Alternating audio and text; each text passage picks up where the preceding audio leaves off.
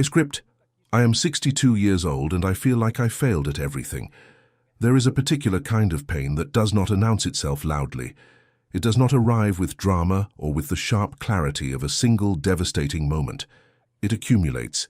It builds slowly over years and decades in the quiet spaces between the trying and the not arriving, between the effort and the absence of the result that the effort was supposed to produce. It settles into you gradually, the way water settles into old wood, until one day you realize it has changed the shape of everything it touched.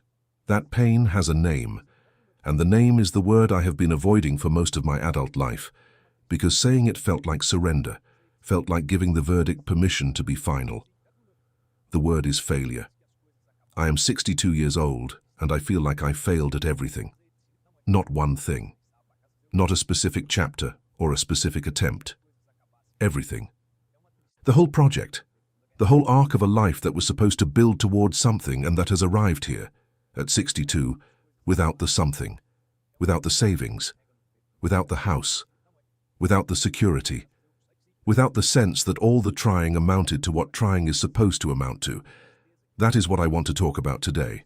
Honestly, without the softening, without the version designed to make it more bearable, the real version, the one I have never said out loud until now. I want to start by being precise about what I mean when I say I failed at everything, because I think the phrase deserves more precision than it usually gets, and because the imprecise version is the version that shame uses to collapse a complicated human story into a simple and devastating verdict. When I say I failed at everything, I do not mean I was incompetent. I do not mean I did not try. I do not mean I was lazy or reckless or irresponsible in ways that obviously and directly caused the outcomes I am describing. I mean something more specific and more painful than any of those things.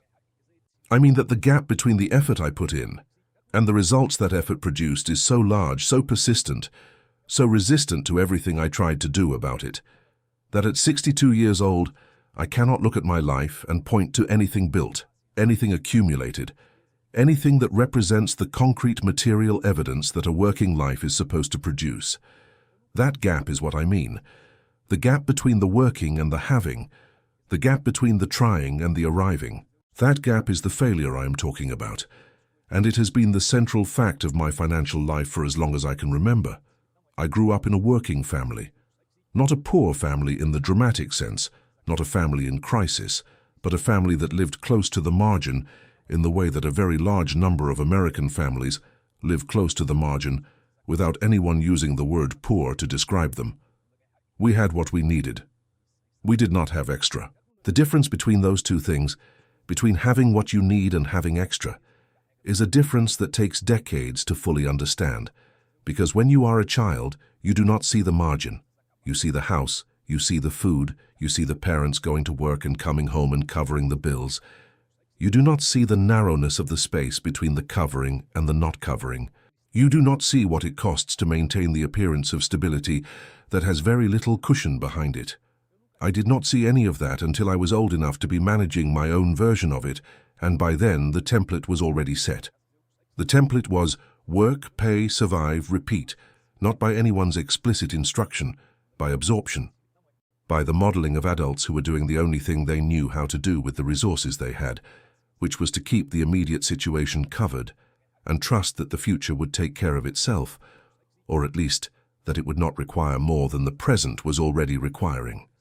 Nobody in my family talked about building wealth, because building wealth was not a concept that had any practical reality in the context of our daily lives. We talked about bills. We talked about what was due and what could wait, and what had to be handled before anything else.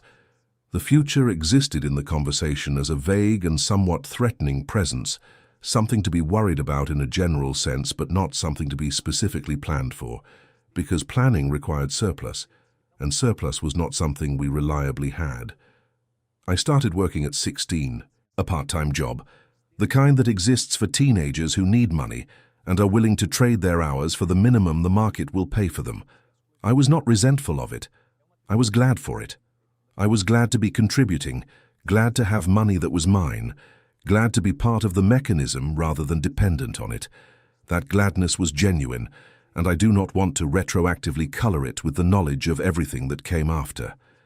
At 16, Working felt like power, like agency, like the beginning of something.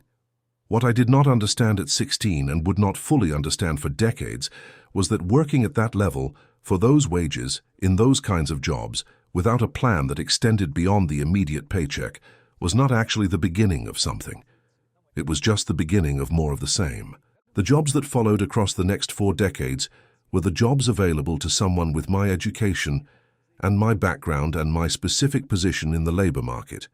They were jobs that required your presence and your body and your reliability and paid you the minimum they could justify for those things. They were jobs without advancement, without benefits worth speaking of, without the kind of institutional trajectory that turns a job into a career.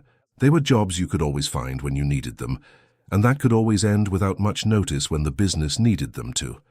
I worked in them consistently, reliably, without the kind of drama that gets people fired or the kind of ambition that gets people promoted. I showed up, I did the work, I was the employee that every supervisor appreciated because I never caused problems and could always be counted on, and I stayed in place.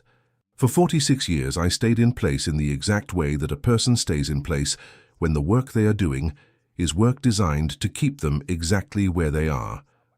I want to tell you about the moment that I keep returning to, the specific moment that opened something in me that I had been keeping very carefully shut. It was a Sunday afternoon about 18 months ago, not a dramatic day, not a day anything particularly bad had happened. Just a Sunday, grey and quiet, the kind of Sunday that is too empty for comfort when you do not have the resources to fill it with anything. I had been sitting in my apartment, which is a rental, a 1-bedroom in a building that is not terrible, but that carries the specific atmosphere of a place where nobody expects to stay forever, and nobody has invested in making it feel like home. I had been sitting there with the particular restlessness of a person who has nothing specific to do and cannot relax because the absence of something to do feels like an indictment rather than a rest.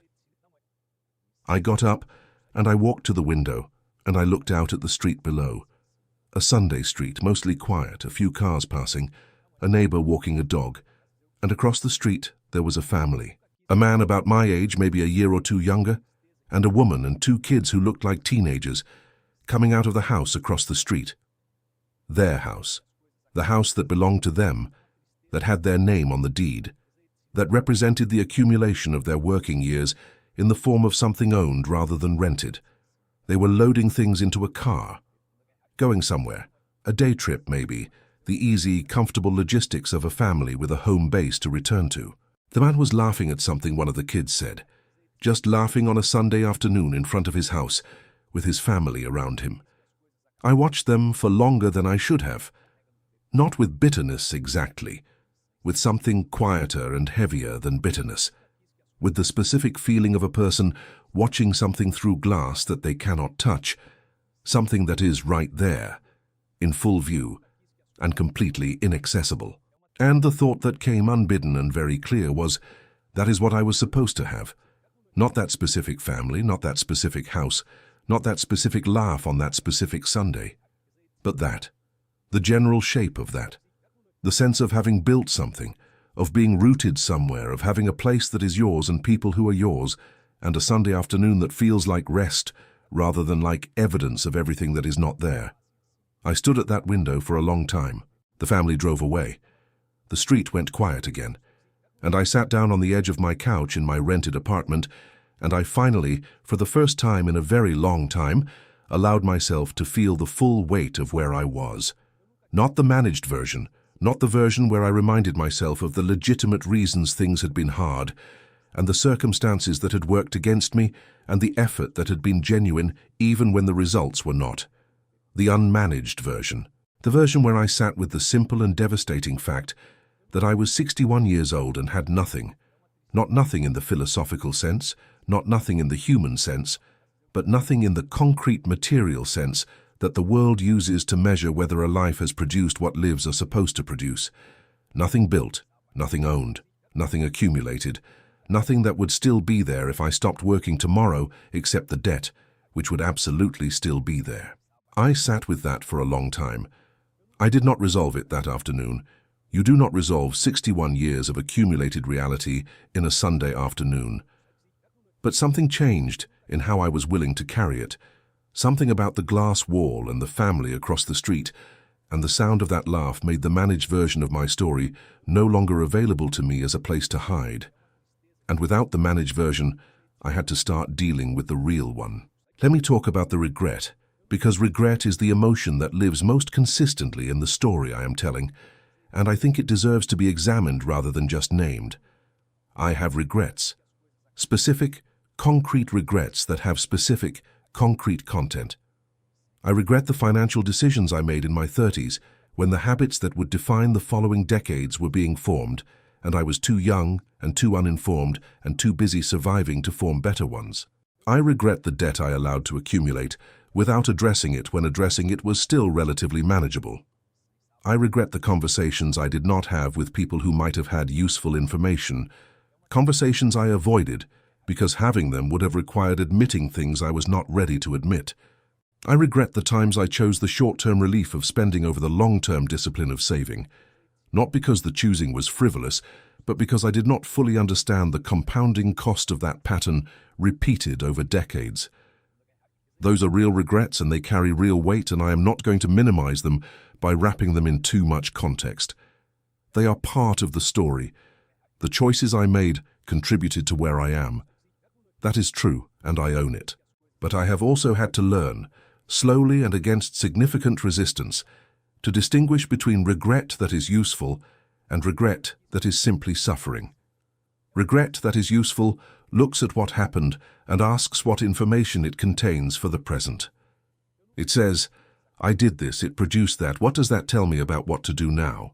Regret that is simply suffering looks at what happened and produces pain without information, verdict without utility, the feeling of having failed without anything that moves you forward from the failing.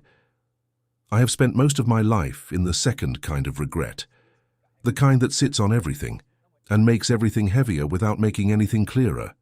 And learning to move from the second kind to the first kind is one of the hardest things I have ever attempted to do. Part of what makes the regret so heavy is that it is not directed at a single decision or a single period of my life. It is diffuse. It is spread across decades of small choices and missed opportunities and patterns of behavior that I can now see clearly, but could not see clearly when I was inside them. And diffuse regret is harder to work with than specific regret because it does not have a single address.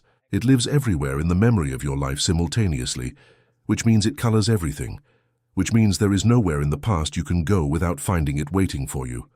That is exhausting in a specific and relentless way, and it has been my companion for long enough that I have sometimes confused it with my identity, confused the feeling of having failed with being a failure, which are very different things that the weight of accumulated regret makes feel like the same thing. I want to talk about what it means to carry this inside a family context, because for me, the family dimension of the financial failure is the dimension that hurts most specifically. I have siblings, people I grew up with, people who share my starting point, people who came from the same house and the same circumstances, and who arrived at this point in life somewhere different from where I arrived. Not dramatically different in most cases, not wealthy, not without their own struggles, but different in the specific ways that matter to me when I am honest about what matters to me. They have things I do not have. Some of them own homes. Some of them have retirement accounts, modest ones but real ones.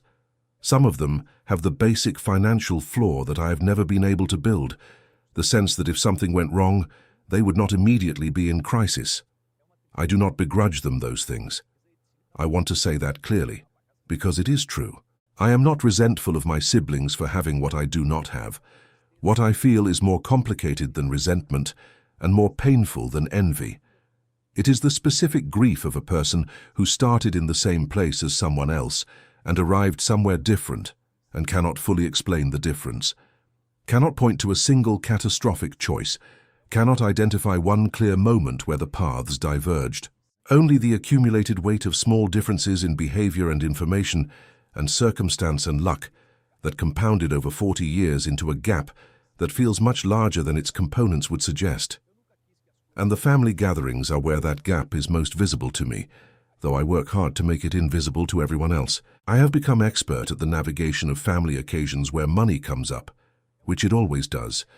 Because money is embedded in everything, in the discussions of houses and renovations and vacations and retirement plans and the things people are saving for and the investments people are considering. I navigate those conversations with the specific skill of a person who has been developing it for decades.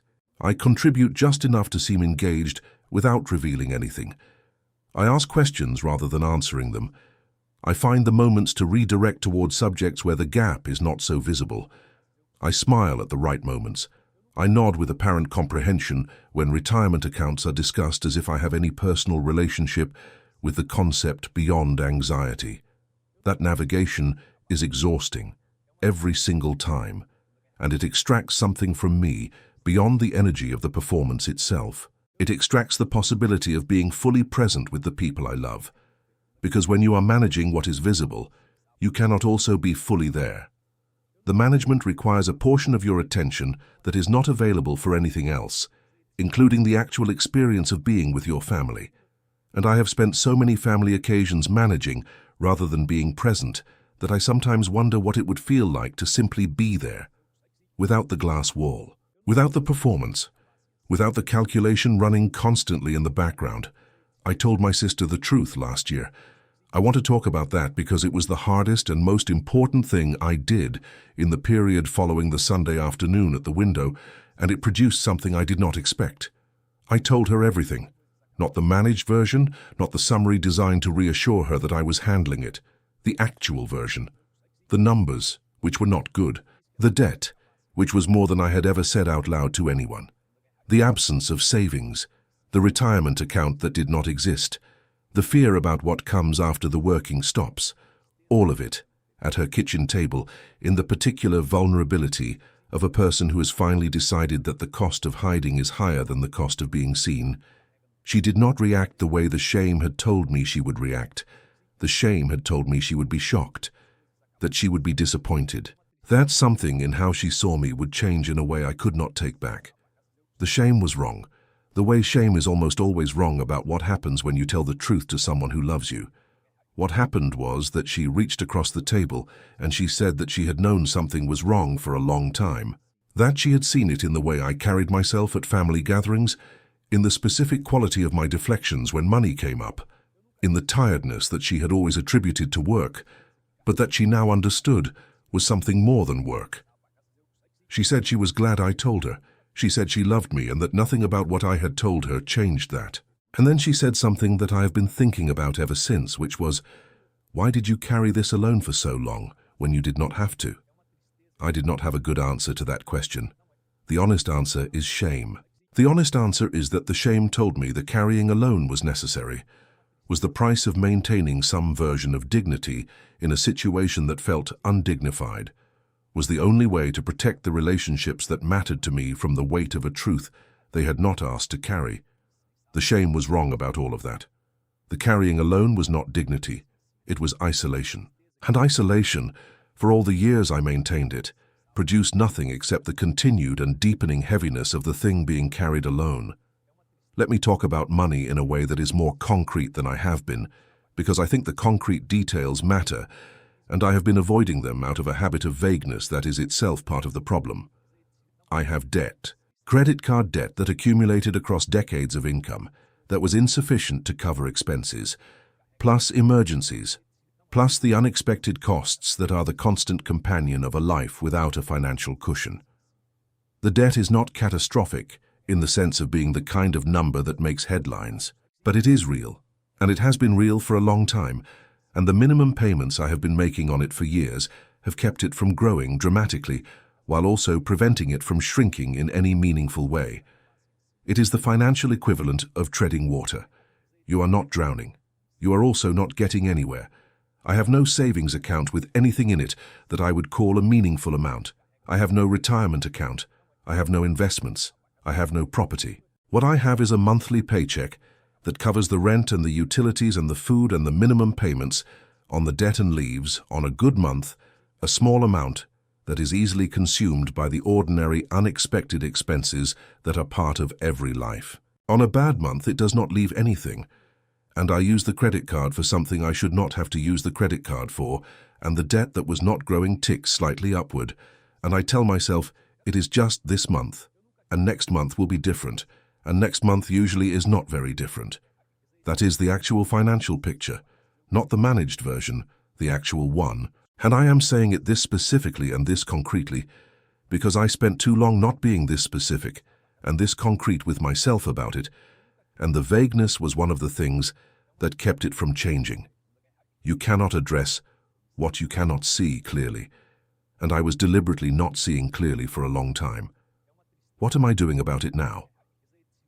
I want to answer that honestly because I think the honest answer is more useful than the inspiring one. I am doing small things. I am doing things that are embarrassingly small, given the scale of the problem and the number of years it has been building. I am looking at my money every week instead of once a month or when I cannot avoid it. I am making a budget at the beginning of each month that is real, that reflects what I actually earn and what I actually owe, rather than the optimistic fiction that served as my financial plan for most of my adult life. I am putting aside a small amount each month, automatically, before I have the chance to spend it on something else, into a savings account that I treat as untouchable. The amount is small enough that my ego objects to it. My ego says it is too small to matter, that a man my age should be saving more than this, that starting this late with this little is almost worse than not starting at all. My ego has been wrong about my finances for 46 years, so I have stopped consulting it on these matters. The small amount is real. It is accumulating. It is not going to produce a retirement. It is not going to close the gap between where I am and where I should be.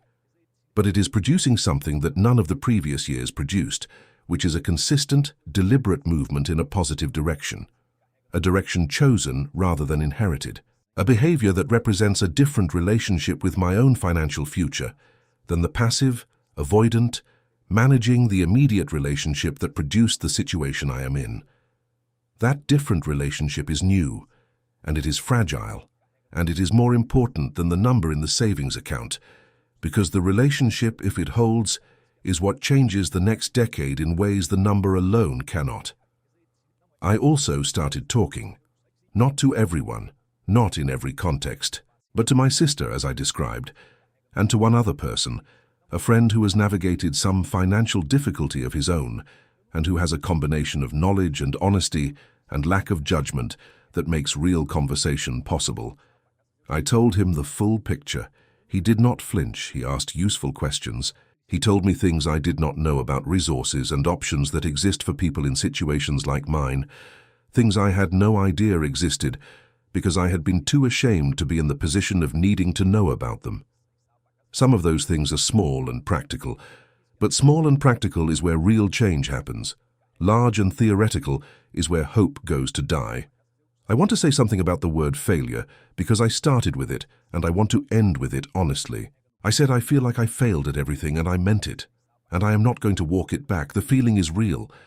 It corresponds to something real in the objective circumstances of my life.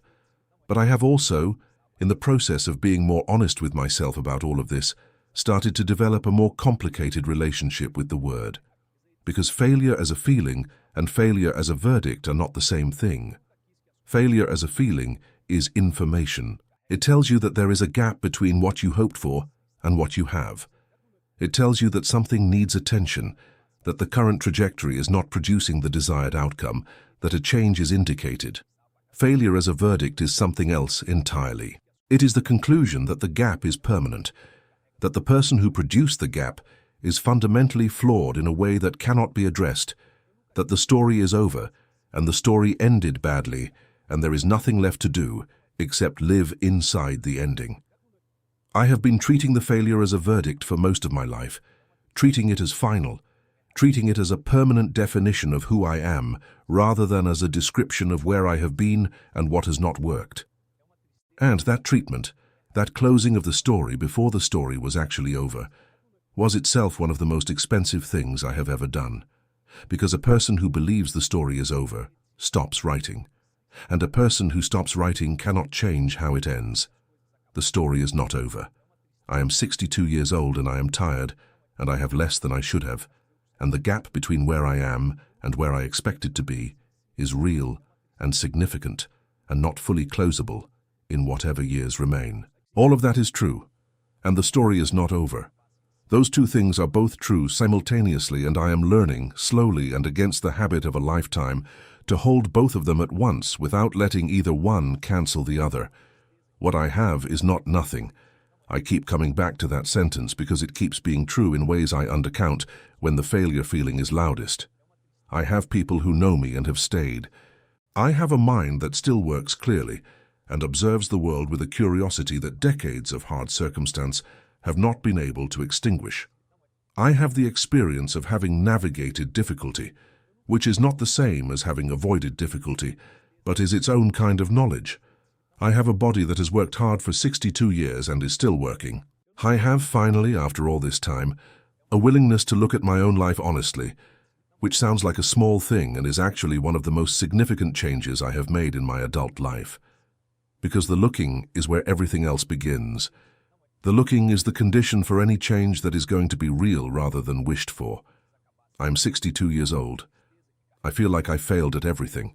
That feeling is real, and I am not dismissing it, and I am not asking you to dismiss yours if you have a version of it.